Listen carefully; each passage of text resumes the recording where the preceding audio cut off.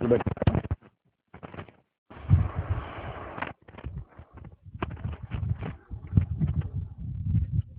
గురుభ్యో నమః.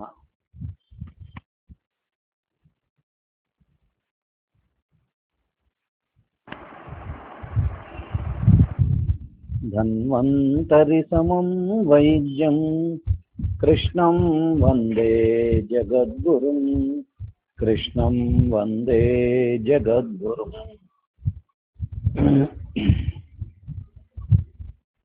Good evening to all of you.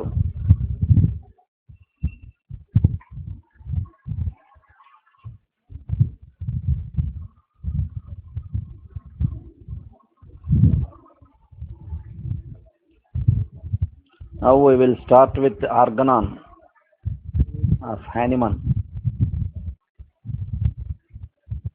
280. Aphorism 284.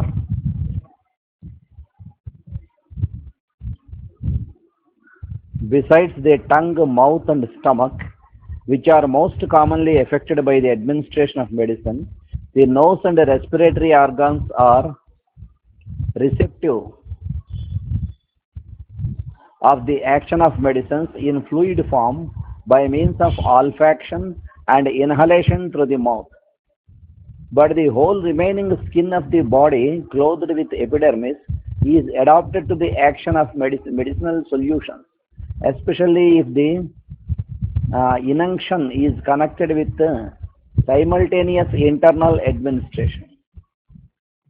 Footnote: the power of medicines acting upon the infant through the milk of the mother or wet nurse is wonderfully helpful. Every disease in a child yields to the rightly chosen homeopathic medicines given in moderate doses to the nursing mother, and so administered is more easily and certainly utilized by these new world citizens than is possible in later years. Since most infants usually have imparted to them sora through the milk of the nurse, if they do not already possess it through heredity from the mother, they may be at the same time protected antisorically by means of the milk of the nurse, rendered medicinally in this manner. But the case of mothers in their first pregnancy by means of a mild antisoric treatment, especially with sulfur dynamizations prepared according to the directions in this edition, aphorism 270, is indispensable in order to destroy the sora, that producer of most chronic diseases, which is given them hereditarily, destroy in both within themselves and in the fetus, thereby protecting posterity in advance. This is true of pregnant women thus treated. They have given birth to children usually more healthy and stronger, to the astonishment of everybody. A new confirmation of the great truth of the sora theory discovered by me.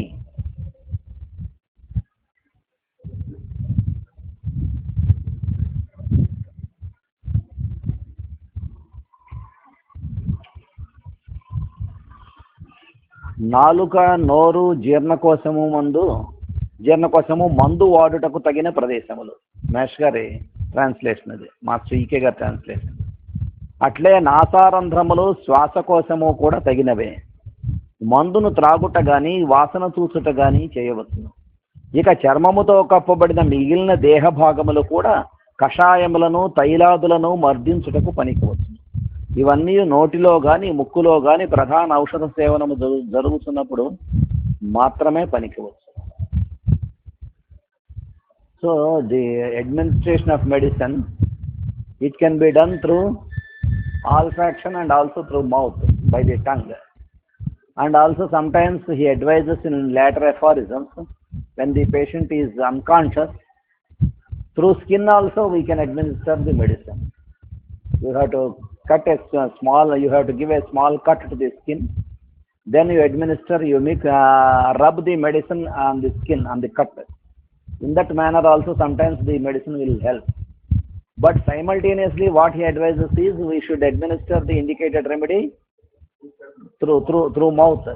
That should internal medicine also should be continued.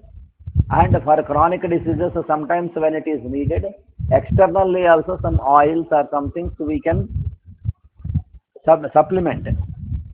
But only supplementing, experimenting with these things is not helpful. Apart from giving the medicine internally, depending upon the constitution, then only we can do it. And in the footnote, what Hahnemann advises, if we treat the mother during pregnancy, there is every possibility to prevent the miasms to the child. And he advises to give the antisoric remedies like sulfur. But here also, in another place, he advises, and Kent also advises, you have to give the indicated antisoric remedy, not only sulfur. Only he is giving as example. But mostly why he advises sulfur is, it is king of antisorics. So in the midst of the treatment also, as intercurrent remedy, if we administer sulfur in the required potency, that also will help to clear the miasm, not only in the mother, but also in the child. So the hereditary factors can be neutralized to some extent if we treat the mother and also simultaneously the child through constitutional homeopathic treatment during pregnancy. And in some other place, Hahnemann explains that the medicine which the mother has taken, that will work in the child also through her milk. So that is also he has explained. But basing upon this,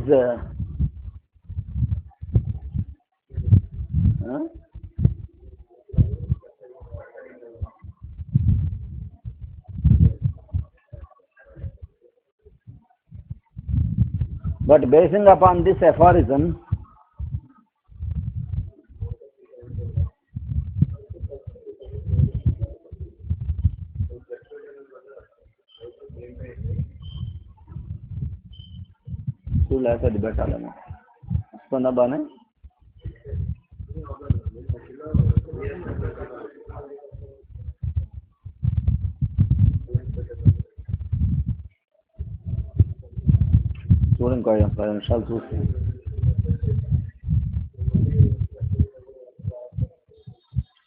basing upon this aphorism, some doctors theorize.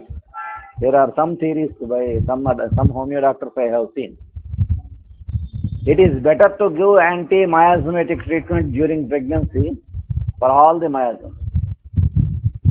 Few doctors have advised to give sorinum in 1 month, in first month sorinum, in second month medorinum, in third month syphilinum.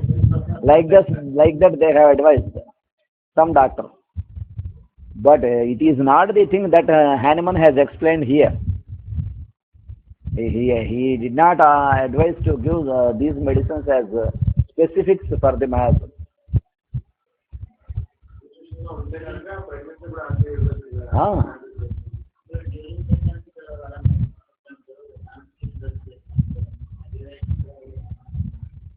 During pregnancy, when we give constitutional remedies, if we treat carefully, there won't be an aggravation. We should be careful in treating. We have to study the case, and also if necessary, we have to go through the laboratory tests also. Sometimes when there is much fall in hemoglobin, we have to supplement hemoglobin. Otherwise, when the hemoglobin is at very low level, sometimes the medicines, even though they are exactly selected and well selected, they will not give the required results.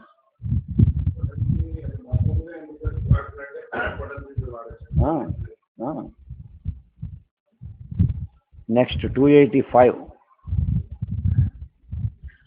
In this way, the cure of very old diseases may be furthered by the physician applying externally, rubbing it in the back, arms, extremities, the same medicine he gives internally and which showed itself curatively.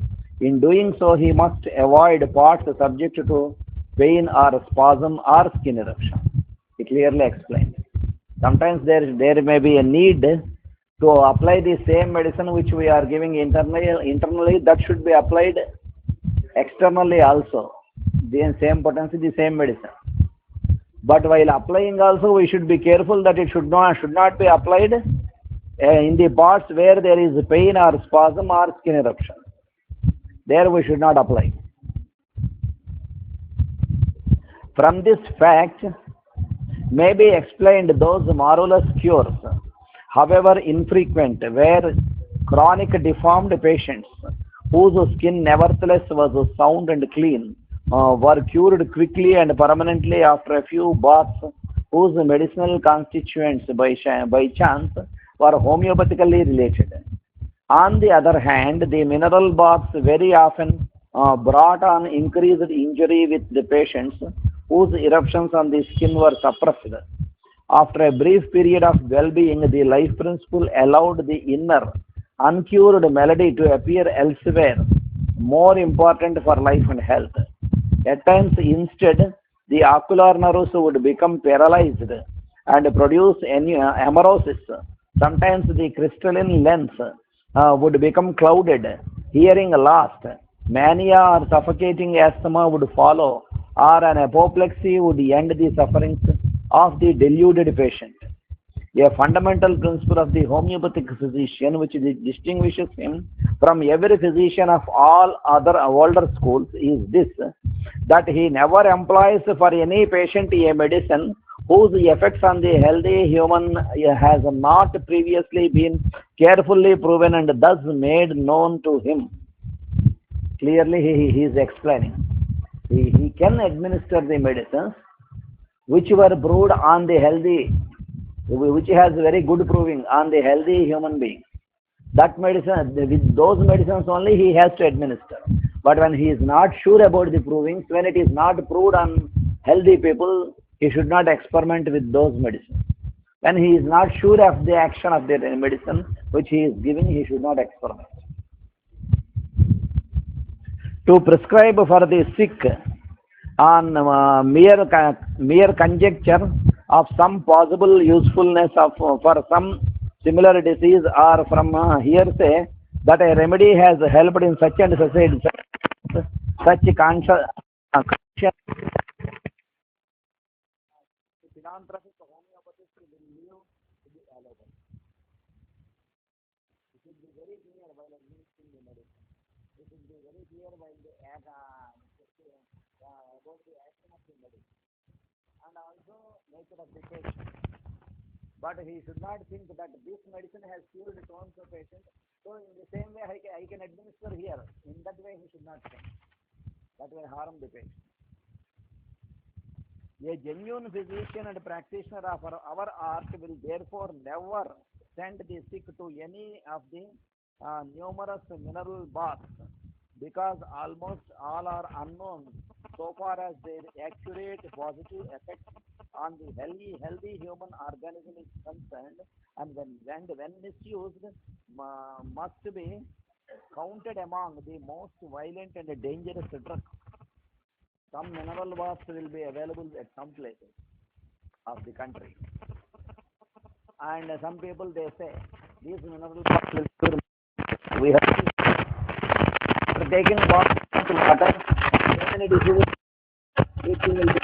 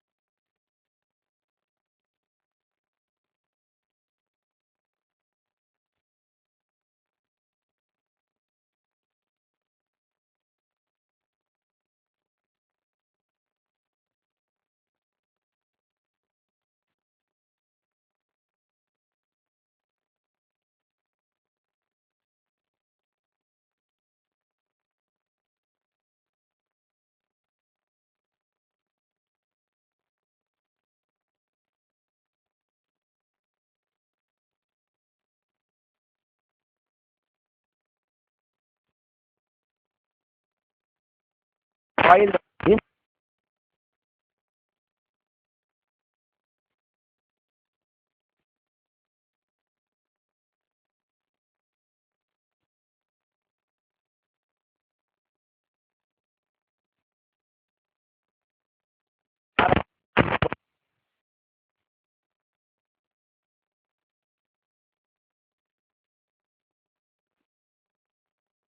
చాలా పురాతనముగా ఉన్న వ్యాధుల్లో ఇది ఉపకరిస్తుంది. అది కూడా నొప్పి, బాధ, అదురుడు, చర్మ వ్యాధి ఉన్న తావులందు మిగిలిన తావులందు మాత్రమే మర్దించవలెను. వివరణము: సుదీర్ఘకాలము నుండి వాపులు నిలిచిపోయిన చోట సారూప్య ఔషధములు నొప్పి పెట్టకుండా రుద్దవచ్చును. అట్లే గాయములకు పైన మందు వాడవచ్చును, చర్మ వ్యాధులకు వాడరాదు. ఎముకల జబ్బులు, కీళ్ల జబ్బులు మున్నగు తావులందు కూడా నొప్పి ఉన్న చోట మర్దింపక దాని చుట్టుబట్టులలో సౌమ్యముగా మందును రుద్దవచ్చు. కీళ్ల నొప్పులు, ఎముకల జబ్బులు, కీళ్ల నొప్పులు అంటే so in those places not in skin diseases, but in these chronic cases, for example, an arthritic patient is there, chronic arthritis patient, or in cases of injuries. In those cases we can apply external medicine also. If necessary, the same medicine which has been given internally, that can be applied in a gentle manner.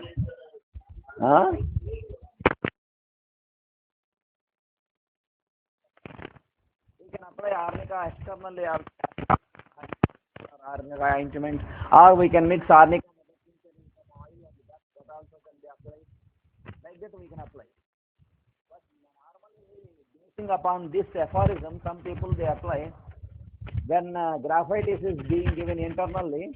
They will advise the person to apply graphitis ointment to the skin disease. When sulfur has been given internally, advise sulfur ointment to be applied externally for the skin disease. But he has clearly warned it should not be done in skin diseases. Hanuman has warned it should not be given. For example, a polio person is there, a deformed person is there. Sometimes in rheumatoid arthritis, deformities will form. Sometimes the deformity may be acute.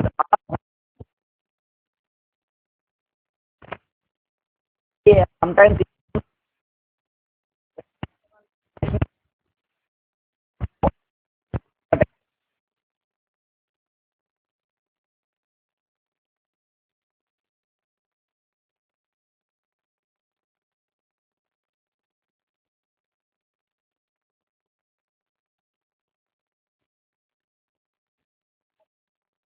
prepared with those oils.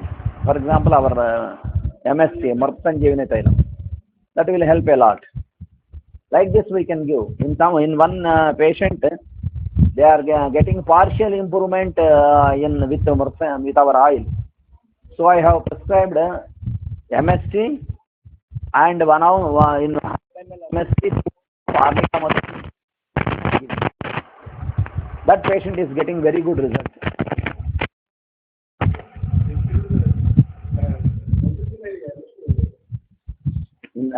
Normally, our experimentation will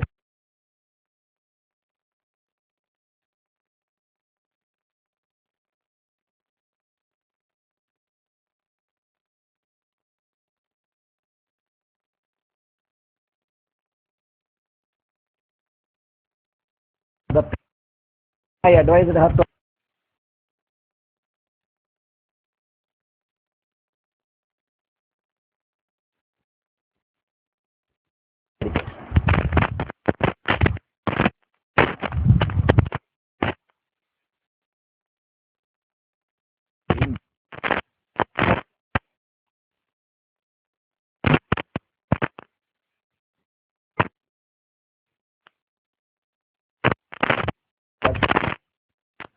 in a strong manner, but it should not be rubbed or it should not be massaged in a very strong way, because that will still spoil the case in some cases.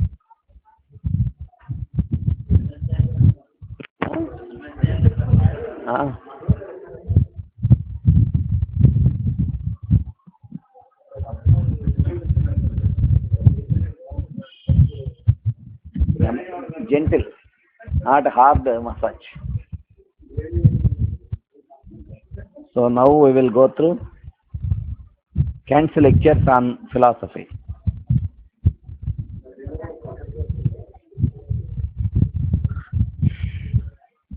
The removal of the totality of symptoms means the removal of the cause. That chapter we will go through. Huh? A chapter already మొదలుచా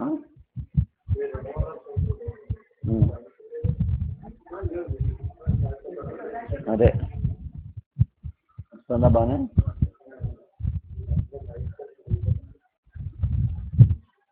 So we have already started that chapter, and now we will continue. The totality of the symptoms means a good deal. It is a wonderfully broad thing. It may be considered to be all that is essential of the disease.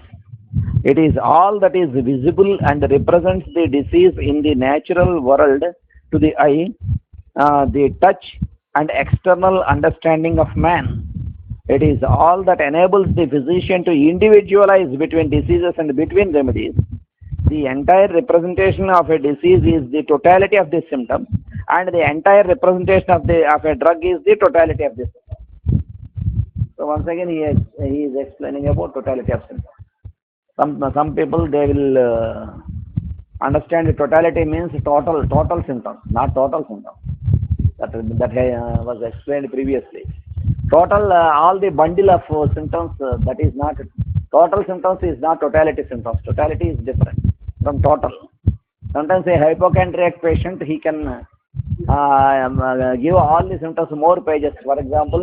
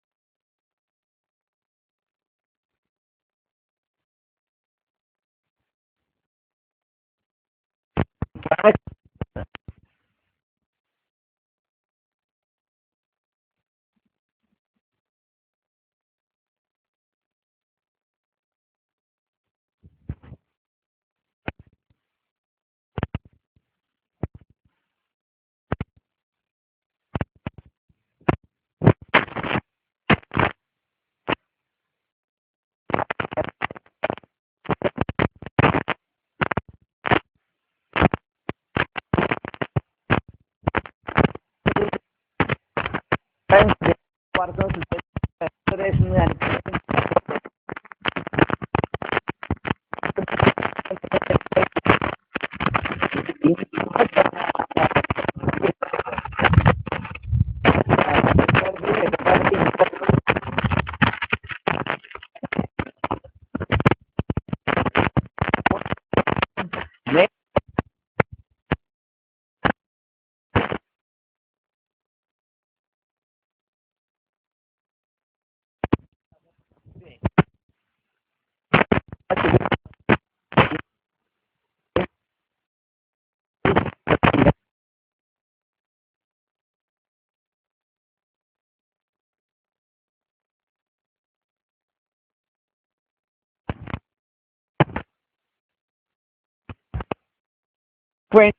old friends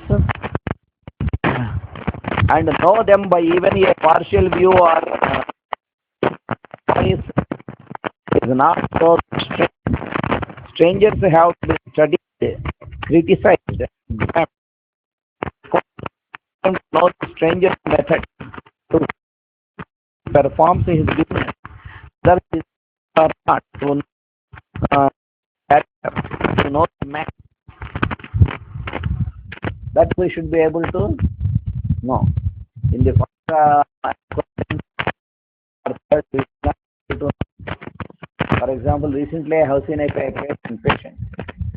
He is a very wonderful person. He is working sincerely in an organization. Apparently, he looks very sincere and very punctual, very punctual in his work, everything. But slowly, slowly, according to their family members, I could know that among the upon the family members, he is not having good opinion, and also they are very much suffering in his place. Very horrible mental condition. But how can we judge? How can we say the remedy? In first state, we can know uh, the orderly punctuality, his way of behaving in our when he comes to our clinic, everything will be there. So by prescribing arsenic hormone, he doesn't get any improvement. But after knowing the background thing, if we prescribe basing upon that, he gets improvement in the complaints which he gets.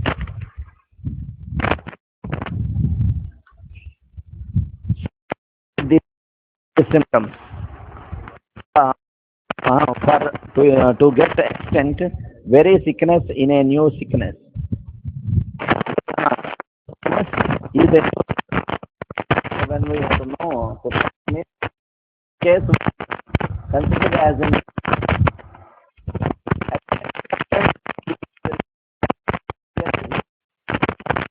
one case in he was looking like as an innocent brother.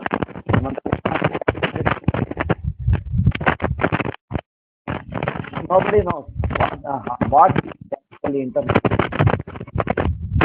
He is a little bit careless. He is not. He was not having good. So he was coming for indigestion problem. So medicines were given. He was not getting any improvement. He was thinking, no, I'm not.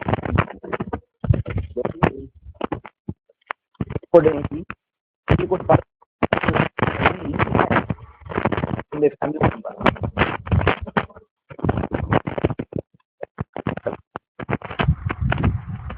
He goes to the office. Even from the office, he goes to the club. He spent all the amount, all the salary in the club. He was not giving anything in the house. He was not looking for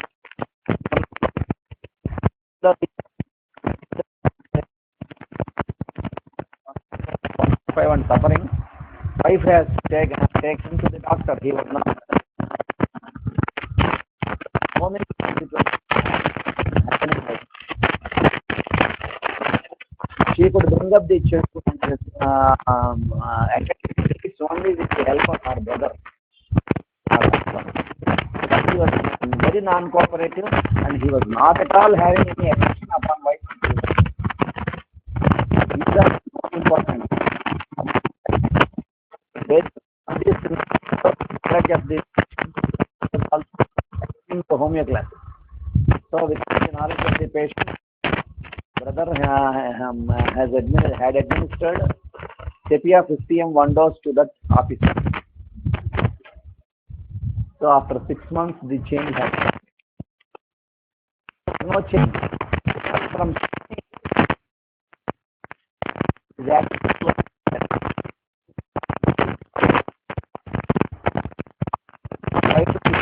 slowly the change has started. After 8 months, there was a very person has come and he was very happy that now he is after going to the club and he was coming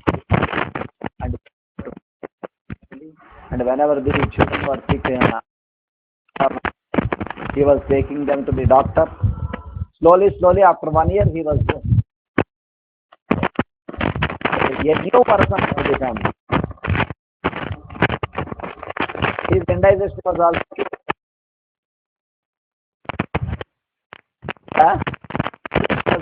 previously was with lycopodium because he was apparently appearing that he was innocent and he was not able to grasp anything. He appeared that he is conscious, but he was very alert in his own world. Huh?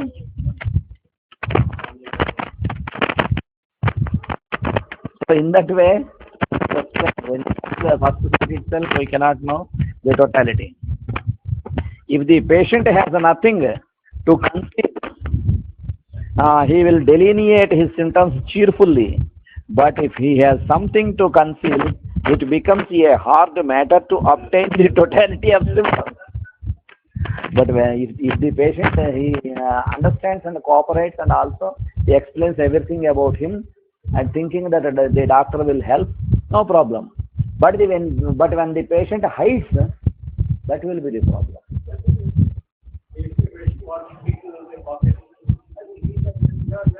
Recently, yesterday, I came to know about one patient.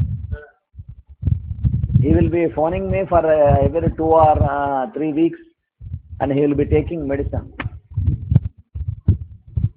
I came to know from his family members, though he was taking much taking much time to explain his symptoms, even in my busy clinic. Yesterday only I came to know that he was not using the medicines which I have prescribed. Sometimes he was not using and sometimes he was using. But again after 1 month he will be telling that medicine you have prescribed that could help to some extent to me. But he did not use that medicine. Yesterday only I came to know through his family member. So like that some people will be there.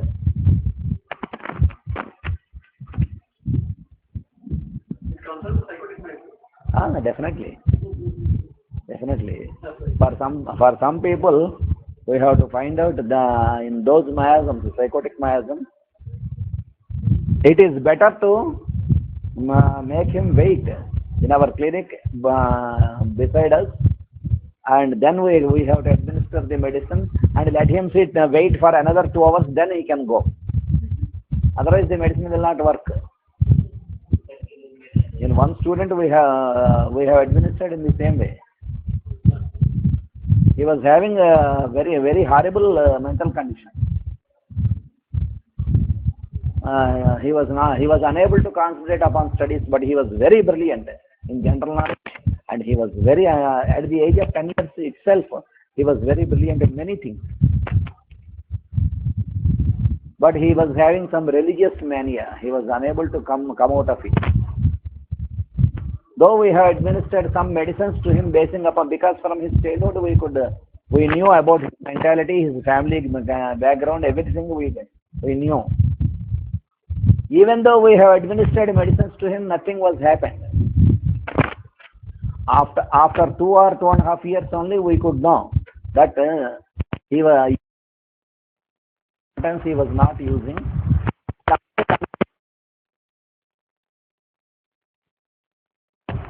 He used to take medicine.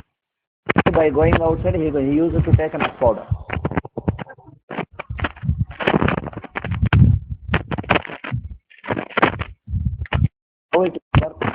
So once we asked him to come over here, we gave some water. He drank. He observed, and we have confirmed that nothing is there. We asked him to sit beside us. After 1.5 hours, we have administered the medicine, and for another 3 hours, made him wait. Then we allowed him to go out. After that, he got his symptoms.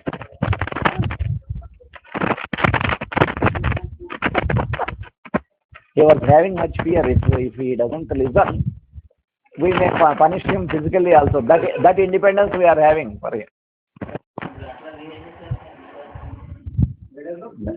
There maximum many psychotic drugs are there.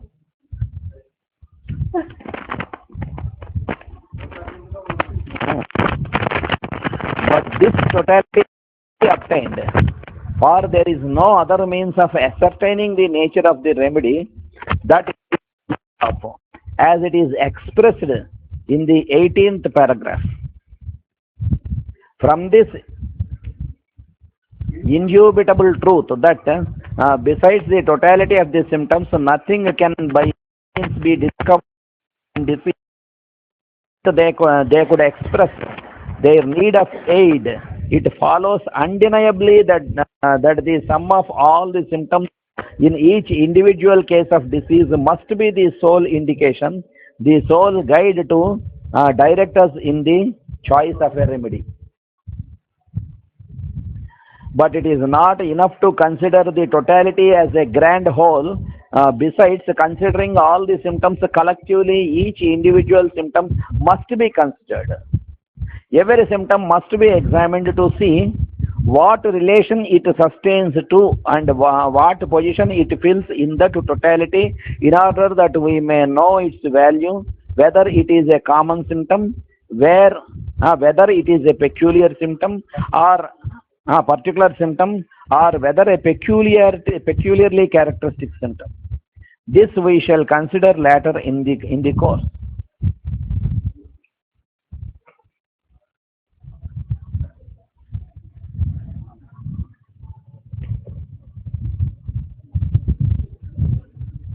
Cancel lesser writing.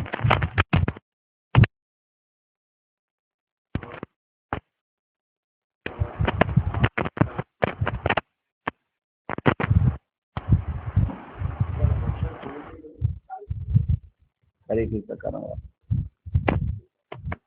17th March 17th dates प्रकार.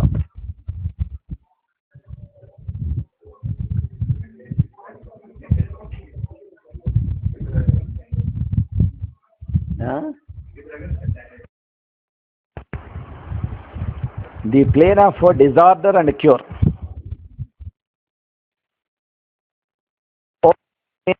To receive explanatory terms in the effort to study simple substance, to lead the material mind to the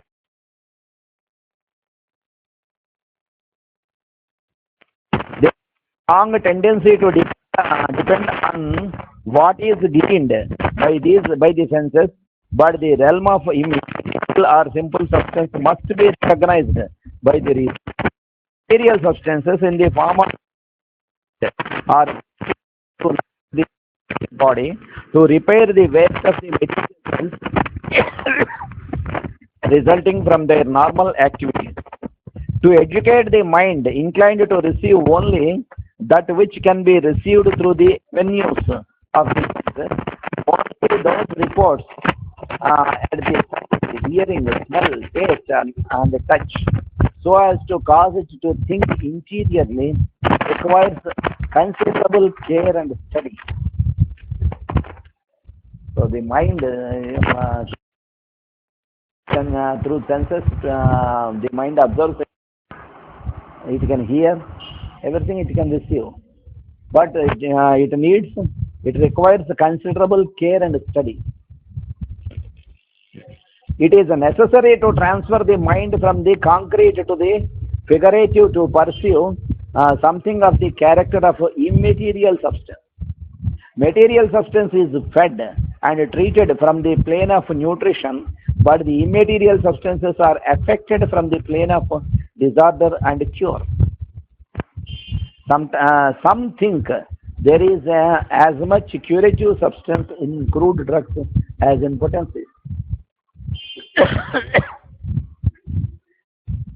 Holloway, in his address at Kansas City last year, took his ground from Hahnemann's position that curative powers in drugs cannot change the affections and intellect without working in the realm of potencies. Basing upon this, in some countries, once when I went to Italy, there I was explaining in the class about the potencies. Then I could know that higher potencies were banned in France. Was they can use was 30. More than 30, nothing, no, any remedy.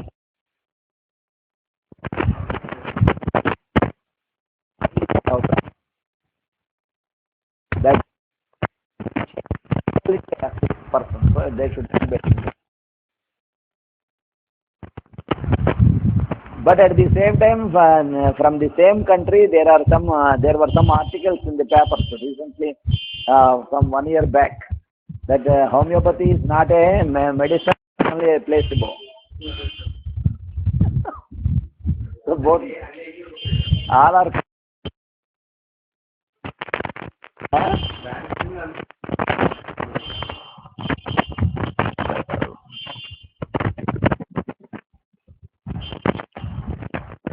Let us consider the light of day, the light of the sun. We living on the.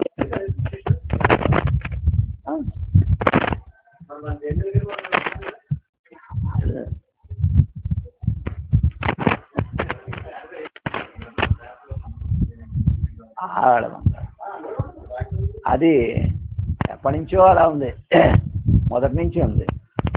Nash దగ్గరికి వచ్చేటప్పుడు కూడా Nash ఇది ఉంది కదా, some people use it to discuss and discuss with Nash that we do not believe the homeopathy is a system of medicine. Then Nash used to give guanine mother pinch 2 pills to the patient. After discussing for half an hour certain things, after chit chat, then they said nothing happened to me. See, nothing is there. It is not medicine. I have taken the pills which you have given. So Nash used to say, so now you can go. After half an hour, they used to stand and stumble. Then Nash used to ask, why you are stumbling? Was there any disease to you? They said, no, only it is something is there, we can go.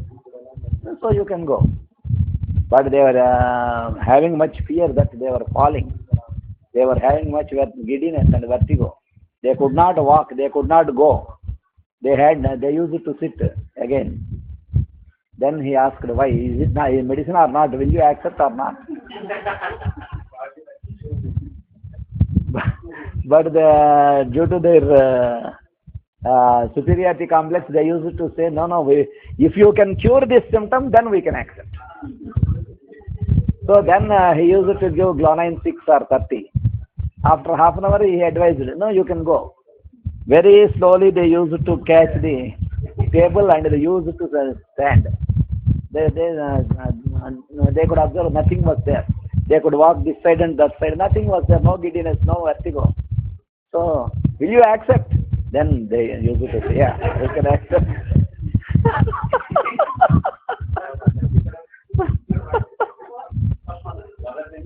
Mother pinch. Immediately. No, next potency is there. He has given.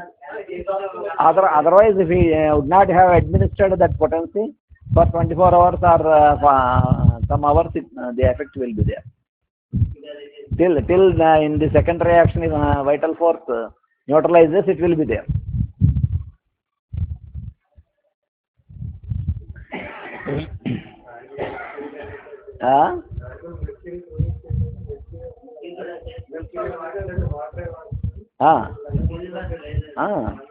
They use it to attack animal. How can it can be soluble?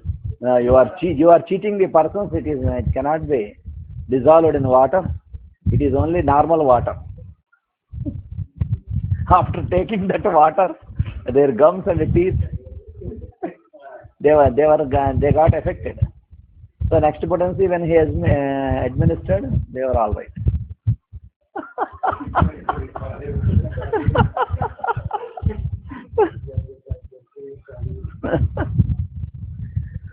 Let us consider the light of day, the light of the sun.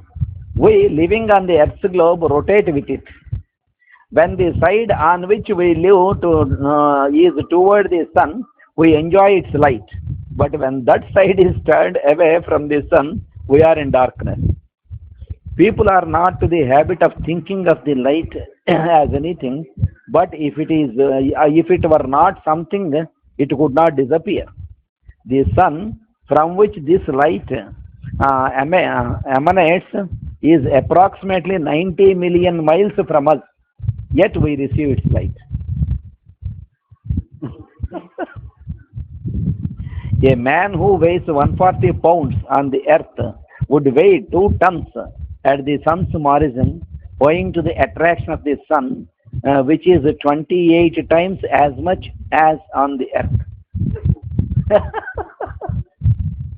As soon as material substance comes to the sun, it is hurled into the sun. The nearer it approaches the sun, the stronger is the velocity and attraction. The physical matter will not be there. The matter which is on other planets, that will be different. We should not think in our terms. We are living on our earth globe. So we can see what are the things, we can see with our physical eyes what are the things on our globe. But according to this scale, we should not think that some life will be there in other planets when we are unable to see. Nothing, no life is there. We should not conclude like that. We are unable to see. We are unable to feel. We should wait. On the earth itself, some birds, they can see through darkness. Cat also can see through darkness, but man cannot see.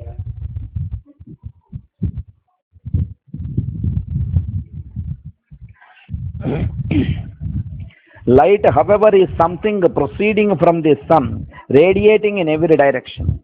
When it reaches the earth, it is attenuated through 90 million miles, the distance between sun and earth.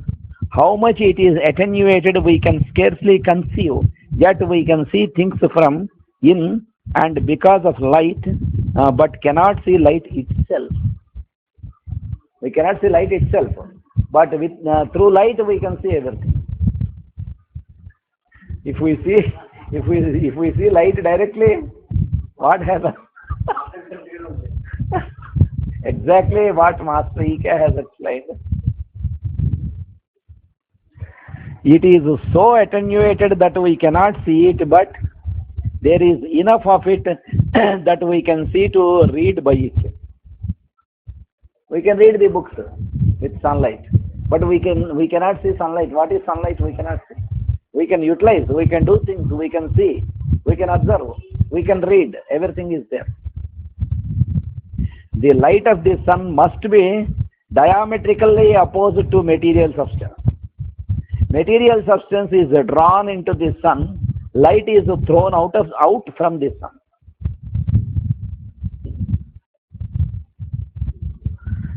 It then must operate by opposite laws to those that affect material substance. The sun ceases to be material substance when transformed into light and hurled outward to the planet. If light is thus attenuated through 90 million miles, it is so great an attenuation that we can scarcely think of any greater, yet it was a simple substance at the beginning. Sunlight gurinchi how he is explaining. Nutritive substances are material, curative substances are immaterial. Nutritive substances are material, curative substances are immaterial, simple substance. What does it mean?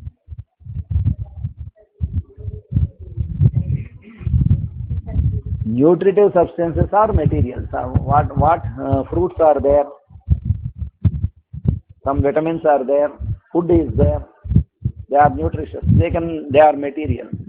But curative substances are immaterial. For example, salt is there. We can add in the food, but its curative action cannot be seen. Only it is immaterial. Only by proving we can know the action of matter more. There is always a tendency to influx where simple substance is active. When there is a disturbance in the inner planes of man's economy, there is an influx from the atmosphere of some deleterious simple substance. If there were a curative immaterial substance, it would be drawn in by influx and act as an antidote. If remedies are given on the plane of disturbance, they will cure. ఎక్కడికి పట్టుకొచ్చాడో చూడండి.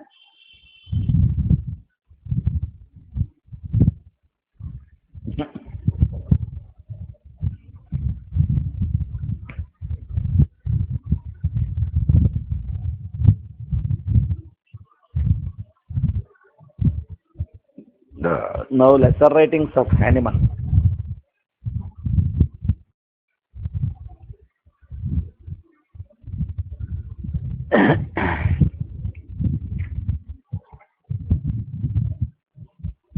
On making the body hardy, that chapter we are going through. Huh?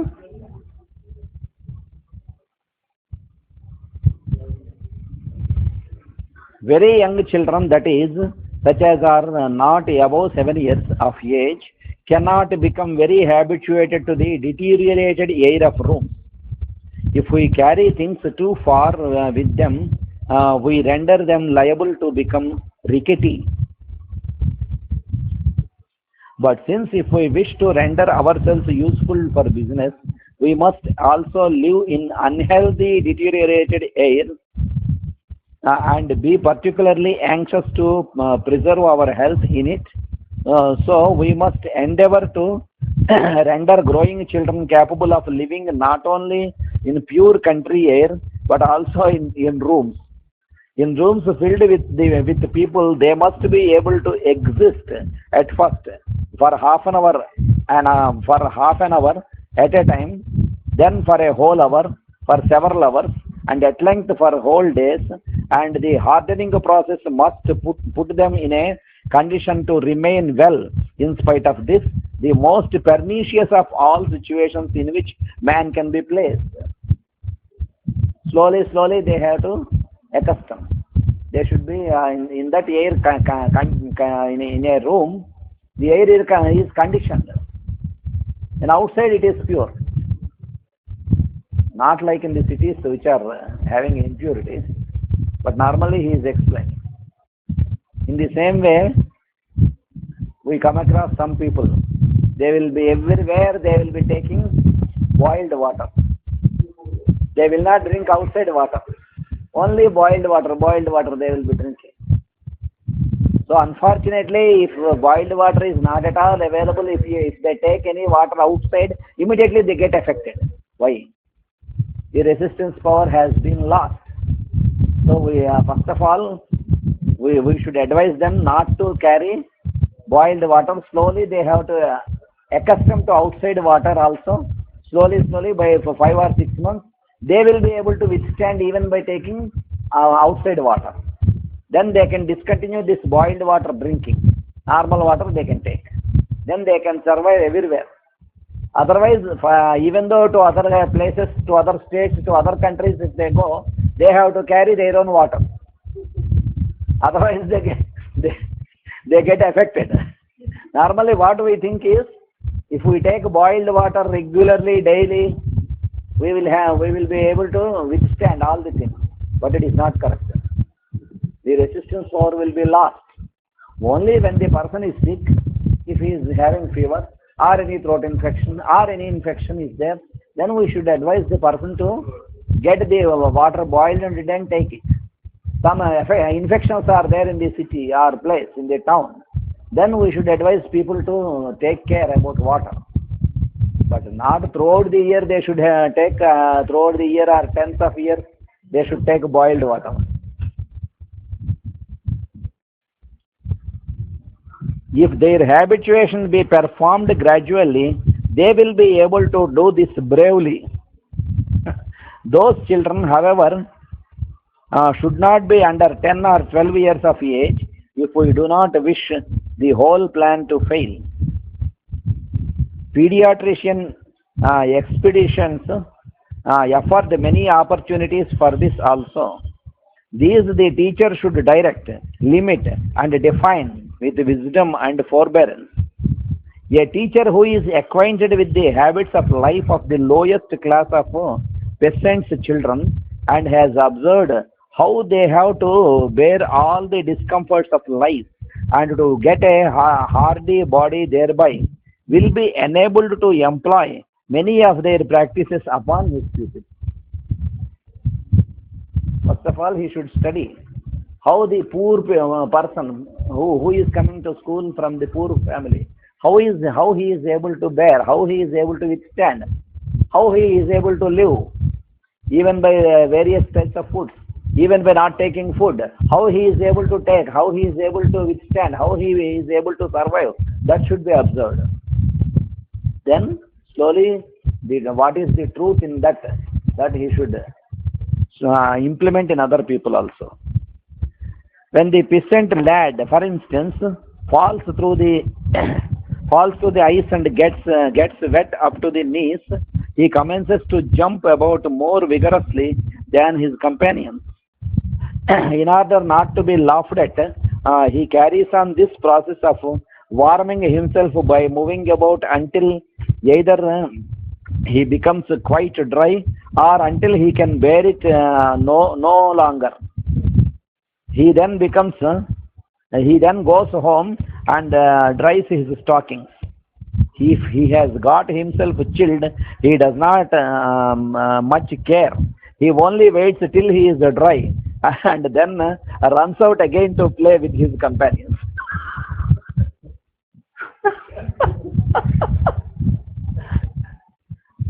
See how his observation is, how deep. If he has the care of horses, he gains courage. If of oxen, he learns patience. If he has to cart dung, he learns to overcome his feelings of disgust. If he is engaged in mowing grass, he, he acquires caution in handling sharp instruments.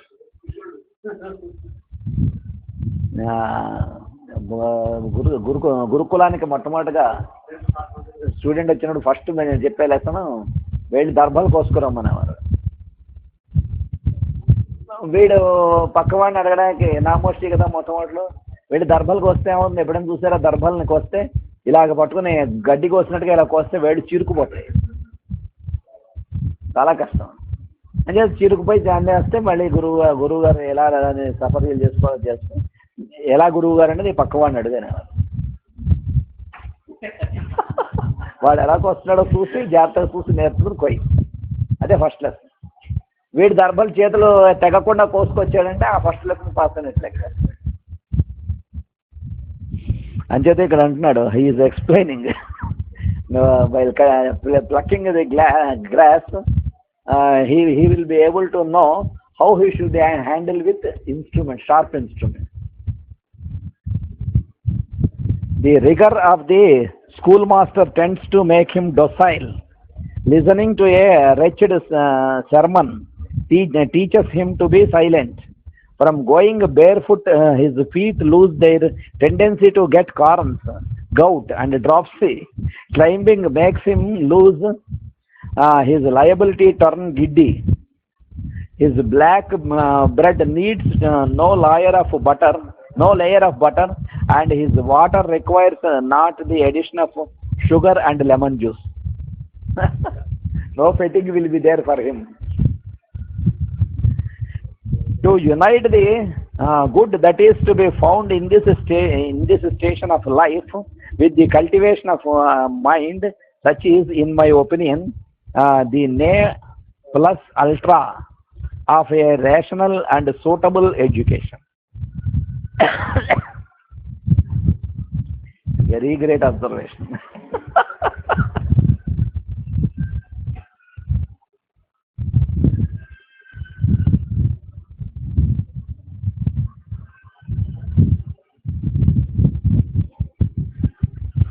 Clinical Materia Medica by Farrington.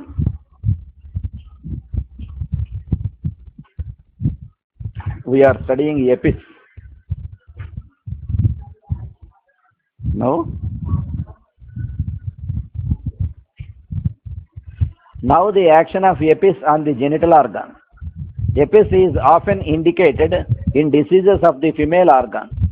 Nearly all the brewers experienced symptoms referable to the uterus and ovaries. There is increased sexual desire with stinging in the ovaries. This is sometimes a symptom in widows, and EPIS will often relieve it. Tendency to abort, abort at and before the third month. Normally, when we do not study in a careful manner all the remedies, for the above symptom, a routine homeopath will give only conium. Because in conium, he explains that the widows or widowers, they will be developing some symptoms. They can be cured due to suppressed sexual desires. They will be getting some symptoms which can be cured with conium. But in some cases, these types of medicines also will have.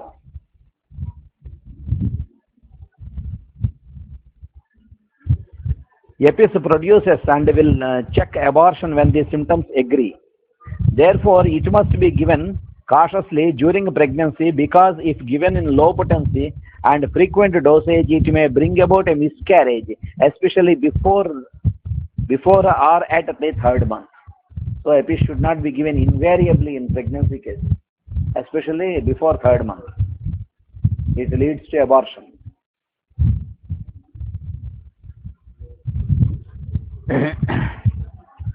We may use it in amenorrhea when we have congestion of the head as a result of the suppression of the flow, bearing down in the uterine region, thirstlessness, and intolerance of heat.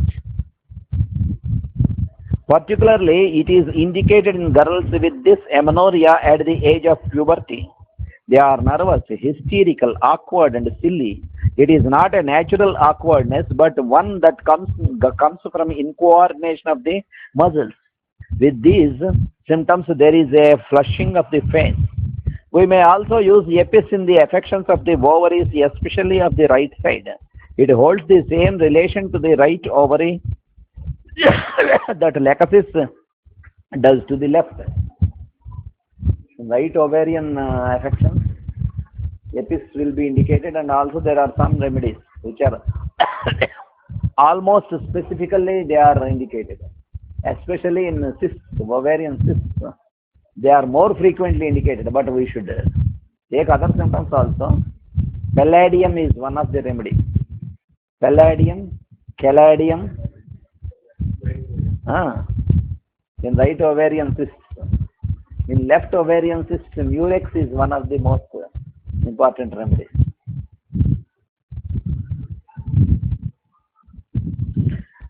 It is indicated in ovaritis with extreme soreness in the right ovarian region, together with burning or stinging sensations and some tumefaction detectable either over the pelvis or more characteristically through the rectum or vagina. In ovarian cysts, EPIS is an excellent remedy to control the growth, especially if the incipient stages. We have here, in addition to the burning and stinging pains, numbness down the thigh and over the right side of the body, and a feeling of tightness across the chest with cough. This is not a symptom of lung disease, but is a reflux from the uterus. Now there is a combination of honey with salt, known as Malcolm Sale. This was for years a popular remedy in Germany for bladder troubles and for diseases peculiar to women. Honey with salt. Malcolm Sale. Honey with salt.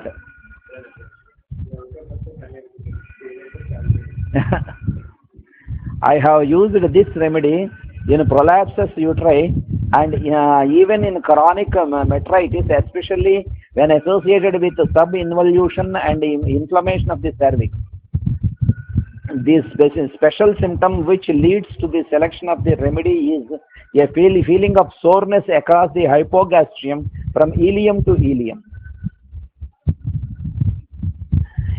EPIS may be of use in diseases of the eyes. I have seen several cases of asthenopia cured by this remedy when reading caused smarting in the eyes with lacrimation and itching of the eyelids and some burning and stinging. Epis is also a remedy for staphyloma, whether of the cornea or sclerotic coat. In external diseases of the eye, it is not without value. The eyes are oversensitive to light. The conjunctiva is reddened or puffy and chemotic. But this swelling of the palpebral conjunctiva under epis is more from congestion than from a true chemosis, as under Roustax, which is very similar, especially in edematous swelling of the lids, chemosis, hot, gushing, lacrimation, erysipelas. But epis has a less tendency to the formation of pus, a symptom highly characteristic of Roustax. Roustax వాడిలో ice చాలా ఫ్రీక్వెంట్గా roustax constitutional రెమెడీగా ఉన్న వాళ్ళలో ice చాలా ఫ్రీక్వెంట్గా రెడ్గా అయిపోతూ ఉంటాయి, ఉండి బాగా ఎర్రగా అయిపోతూ ఉంటాయి ఆ కళ్ళు. పుస్తులు కట్టినా కట్టమని ఎర్రగా ఉంటాయి, ఎప్పుడు చూసినా వాడు కళ్ళు చాలా ఫ్రీక్వెంట్గా ఎర్రగా అవుతూ ఉంటాయి, ట్రబుల్ అవుతూ ఉంటాడు. మెర్క్సాల్లోనూ ఉంటుంది, roustaxలోనూ ఉంటుంది ఇదే సిమ్టమ్. దురద ఉంటుంది, మంట ఉంటుంది, నీళ్లు కారుతాయి, ఎర్రగా అవుతాయి, ఒక్కోసారి పుసులు కడతాయి, ఒక్కోసారి కట్టవు. పుసులు కడుతున్నాయి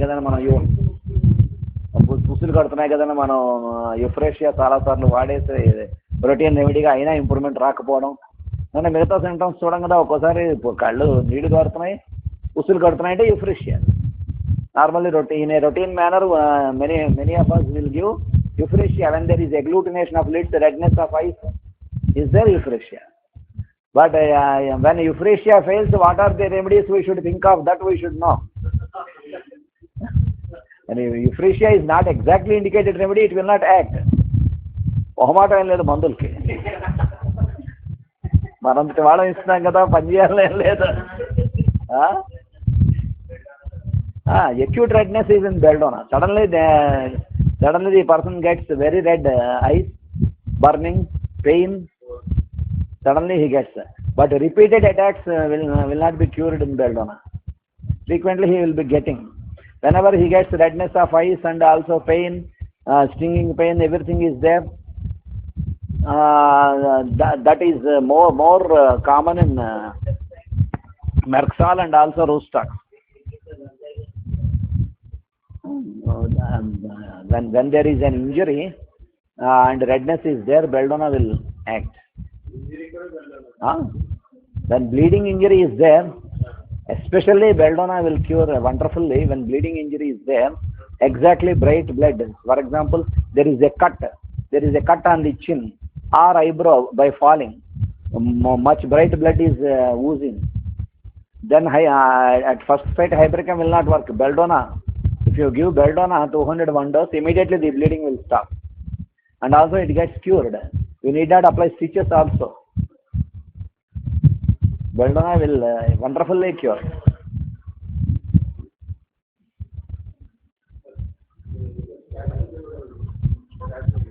Staphysagria,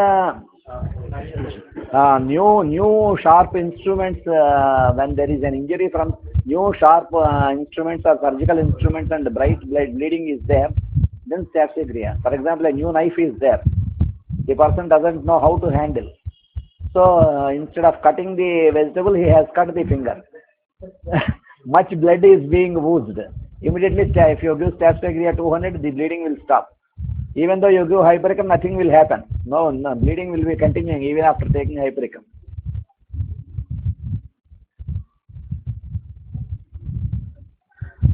So in Roustax and also in mercury, frequent redness of eyes is there or pain is there. But what is the difference? What is the difference? Modalities and constitutional things we have to consider. Among modalities, Merxal is ameliorated by cold. Roustax is aggravated by cold. That is the difference of modality.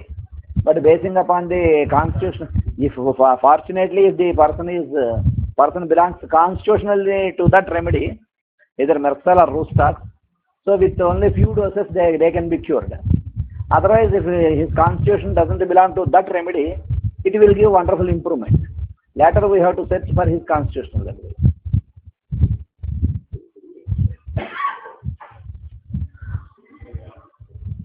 In the former, the pains are stinging. The time of exacerbation is is the evening, and cold water relieves the inflamed lids.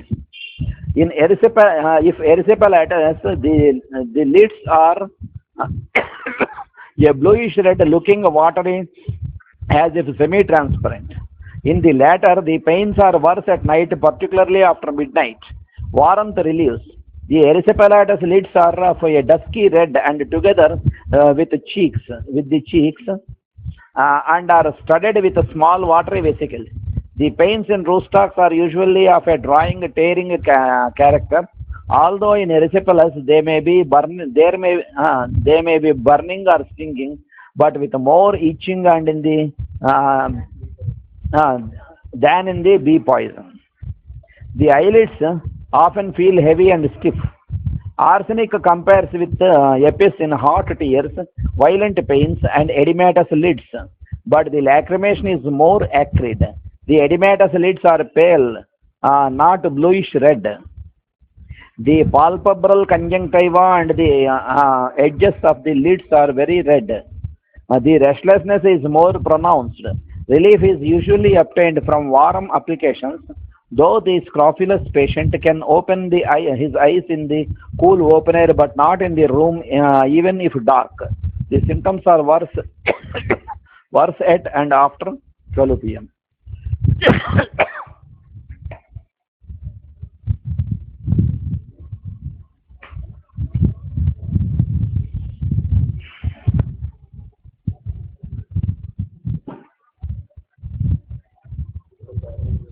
Calcarea silicata, still it is there.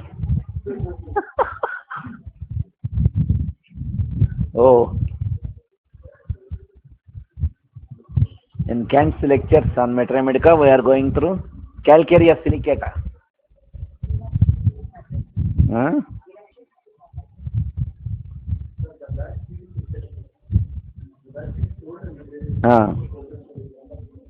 The back feels cold, and there is a sensation of coldness in the back of neck and sacrum.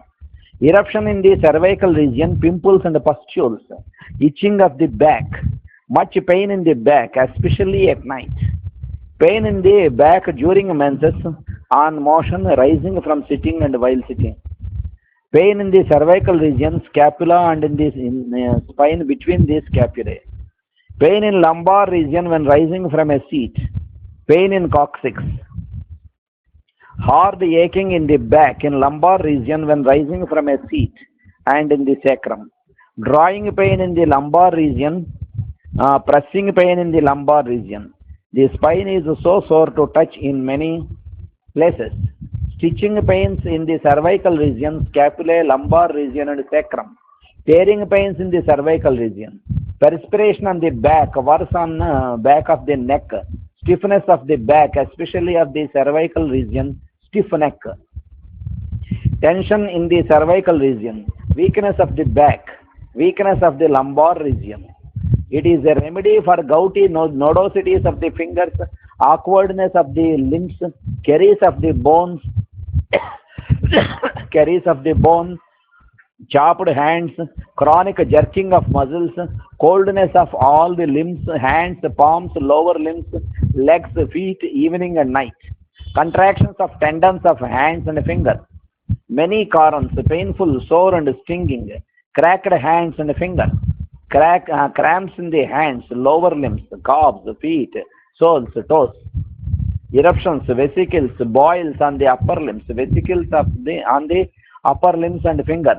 Eruptions on the lower limbs, itching, pimples, boils on the thighs, phelons of the fingers, heat of hands, palms, of the feet, heaviness of all the limbs, especially of legs and feet.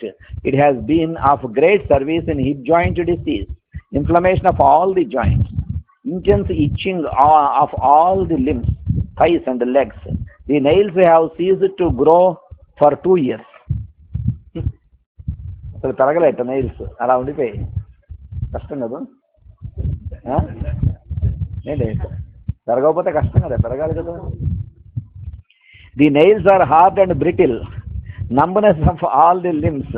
Upper limbs numb when lying on them. Numbness of hands and fingers. Numbness of lower limbs, legs and feet when sitting. Rheumatic and gouty pains in limbs, joints and bones, evening and night. Pain in upper limbs at night. Worse from cold, motion and taking hold of anything. Pain in shoulders, upper arm, elbow, forearm, fingers and finger joints. Pain in the lower limbs and pain in the sciatic nerve. Violent pains in the hip joint. Pain in the hip joint as if an abscess were forming. Pain in thigh, knee, calf, foot and toes. Aching in all the limbs with stiffness in cold damp weather. Aching in the shoulder worse from motion. Burning feet and soles. Drawing pain in upper arm, forearm, wrist and hand. Drawing pain in the knee and leg. Sore bruised pains in upper limbs and thighs. Sensation as if sprained in wrist and ankle. Stitching pains in the joints. Stitching pains in the shoulders, upper arm, elbow, wrist and fingers. Stitching pains in hips, knees, calf, ankle, foot, sole, heel, toes, especially the great toe. Tearing pain in shoulder, upper arm, elbow, forearm, wrist, hand, fingers and finger joints. Tearing pain in nights, knee, leg, calf, foot, soles, toes and especially the great toe. Sensation of paralysis in upper limbs and in the hands. Paralysis in lower limbs. Cold sweat on all the limbs. Cold sweat of palms of hands. ఇంచేత సైలీషియాలో ఉంది కదా, calcarea సిలికేట కదా. Cold sweat of feet. Offensive cold sweat of feet. Stiffness of all limbs, joints, hands and fingers. Stiffness of lower limbs, knees. Swelling of hands, knees, legs, ankles, feet. Tingling of the fingers. Trembling of the upper limbs, of the hands, of the lower limbs. Twitching of the upper limbs, thighs and legs. Ulceration of lower limbs, legs. Varicose veins, warts on the hands, on the dorsum of the thumb, on the ball of the thumb. Large hard seed warts. Weakness of all the limbs and especially the joints. Weakness of thighs, knees, legs, calves and feet. Dreams of anger. Dreams of anger, anxious, of business, confused, amorous, of the dead, of death, of disease, fantastic, fire, frightful, horrible, murder, nightmare, vivid, vexatious, visionary. Dreams of sick people and caring for sick people. A hideous old woman's face appeared in her dreams. Sleep is restless. Sleepiness in the morning, forenoon and evening. After dinner, after eating. Sleeplessness before midnight. Sleeplessness with sleepiness. Sleepless from much thinking. ఇంతకన్నా నరకం ఏముంటుంది?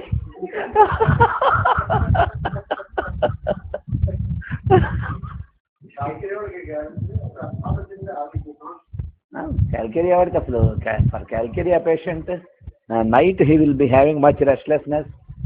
To prevent in calcarea he explains, to prevent the thoughts he walks here and there in a speedy manner.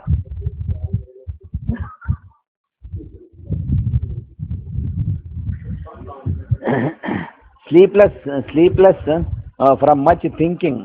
After once waking cannot sleep again. Unrefreshing sleep. Waking early and frequent. Yawning. Chill in the morning, forenoon and evening. In the open air, in the cold air. Even in bed. After eating, external and internal. Shaking, chill. Chill with trembling. From uncovering. Warm room does not relieve.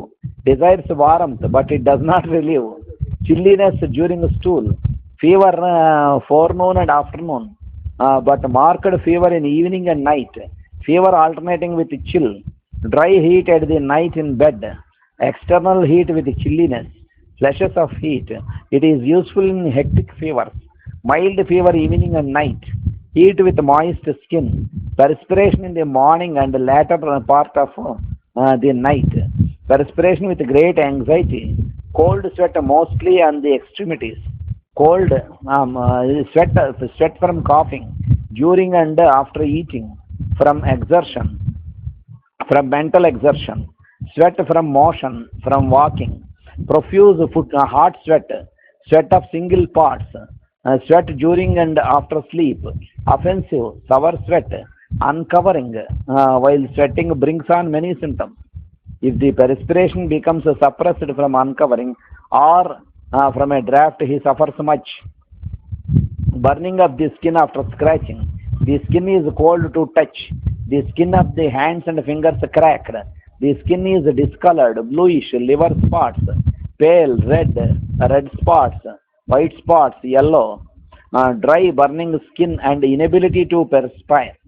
Eruptions are biting, burning, itching, painful, phasogenic, stinging, boils and chopping and discriminating, eczema and herpes, dry itching, crusting, stinging herpes. Eruptions discharge a white pus-like substance. There are pimples, pustules, and red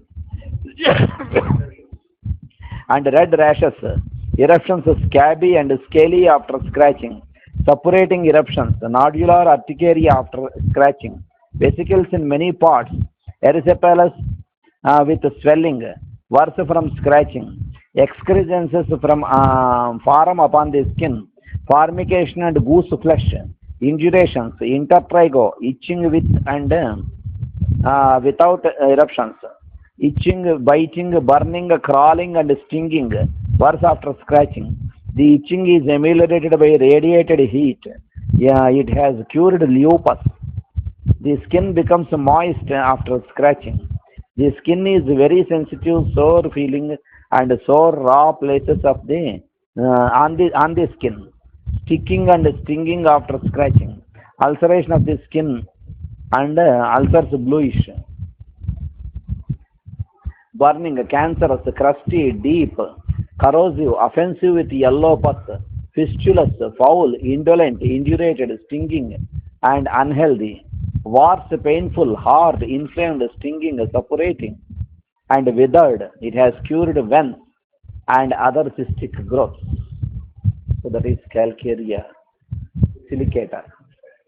Next week we will read in Clark dictionary the same remedy. स्वस्ति प्रजाभ्यः परिपालयन्तां न्याय्येन मार्गेण महीं महीषाः गोब्राह्मणेभ्यः शुभमस्तु नित्यं लोकाः समस्ताः सुखिनो भवन्तु लोकाः समस्ताः सुखिनो भवन्तु लोकाः समस्ताः सुखिनो भवन्तु वासुदेव